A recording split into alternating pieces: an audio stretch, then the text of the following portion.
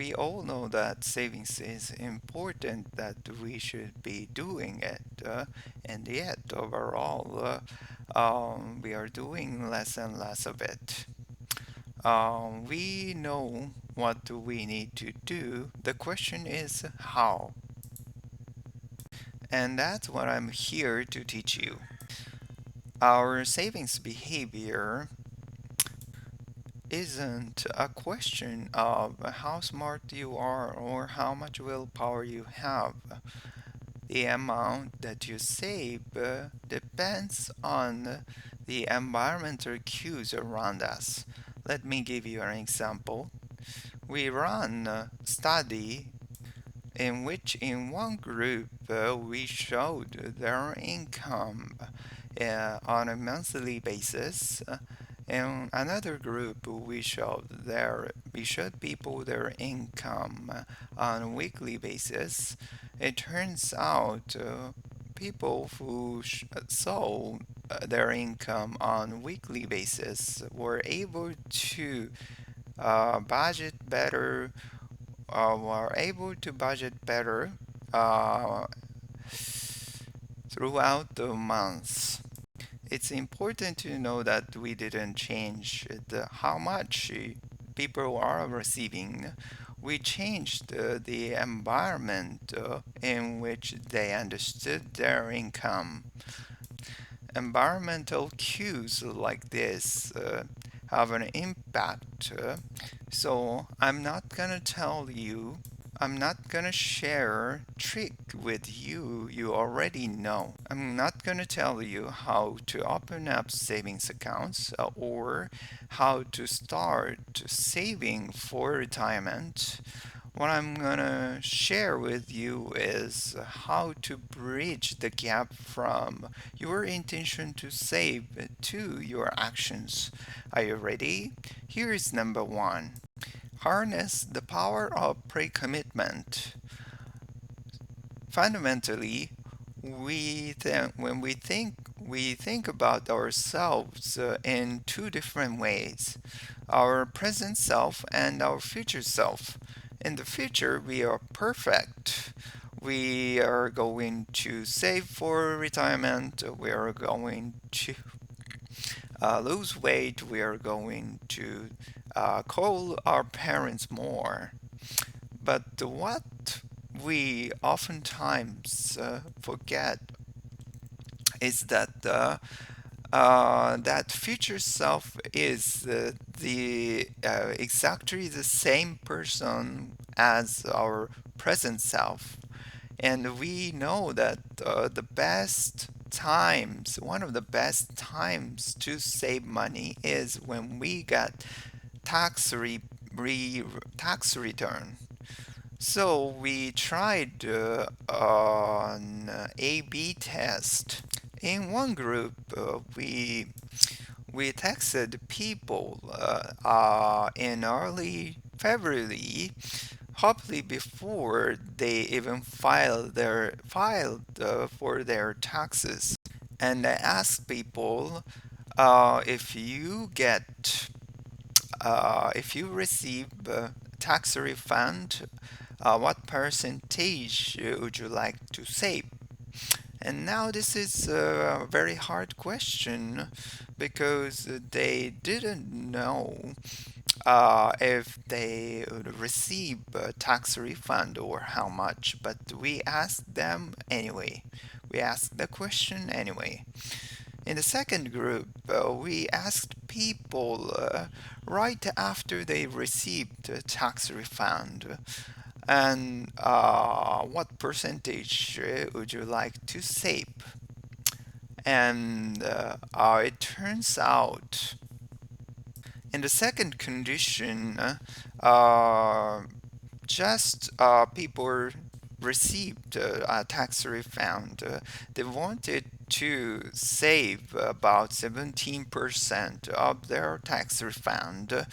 In the condition we asked before they even filed their taxes, the savings rates increased from 17 to 27% when we asked in February.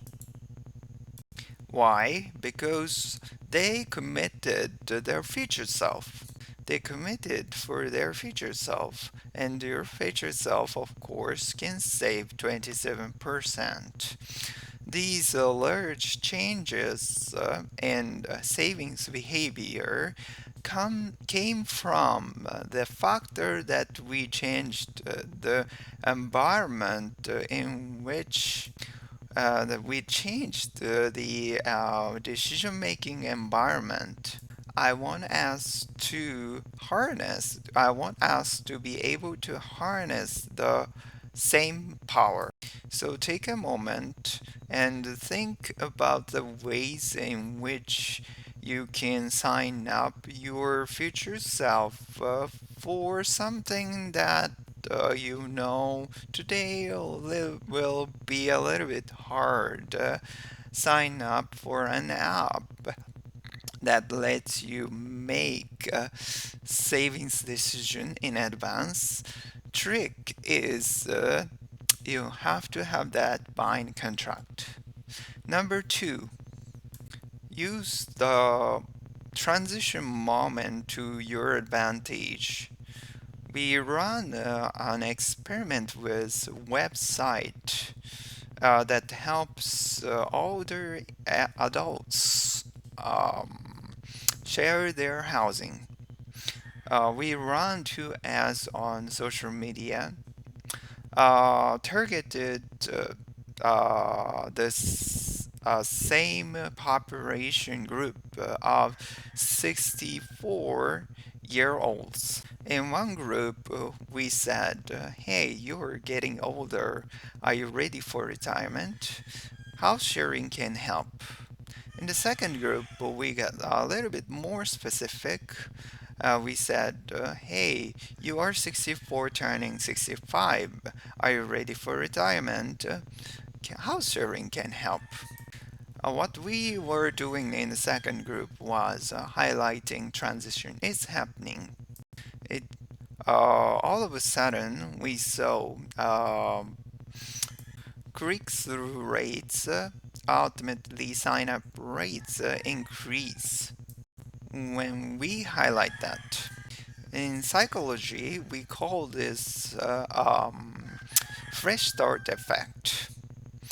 Whether it's a sort of a new year or even a new season, your motivation to act increases. So right now, put a meeting request on your calendar um, for the day before your next birthday. Identify one financial thing that you most want to do and commit yourself to it. Third and final, get a handle on small frequent purchases. We ran a few different studies and found that number one purchase that people say they regret after bank fees is eating out. It's a frequent purchase we make almost every day, and it's a death by 1,000 cuts. Coffee here, a burrito there, and it adds up and it decreases our ability to save. Back when I lived in New York City, I looked at my expenses and I saw that I spent $2,000 on a ride-sharing app. It's more than my New York City rent. So I vowed to make a change, and next month I spent $2,000 again. No change because information alone didn't change behavior. I didn't change the environment.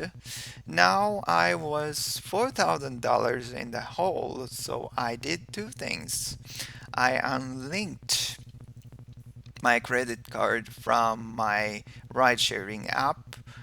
Instead, I linked a debit card that had only $300. If I needed more, I had to go through the same process of adding a new card.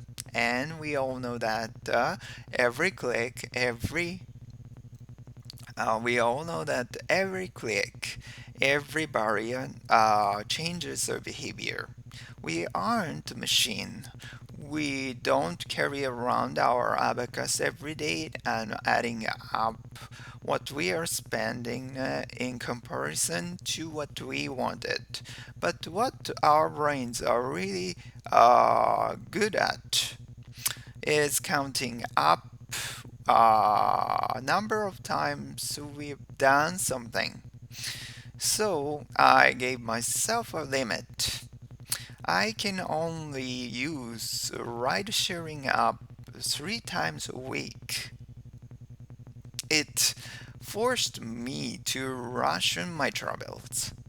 I got a handle on my ride sharing expenses to the benefit of my husband because of environmental changes that I did. So get a handle on whatever purchase is for you and change the environment to make it hard to do so. That's the all my tips for you. But I want you to remember one thing. As human beings, we can be irrational when it comes to savings, spending, and budgeting.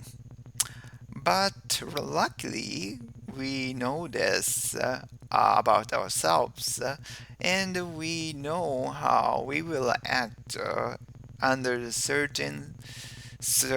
under the certain environment. So let's do this with saving. Let's change our environment for to help our future self.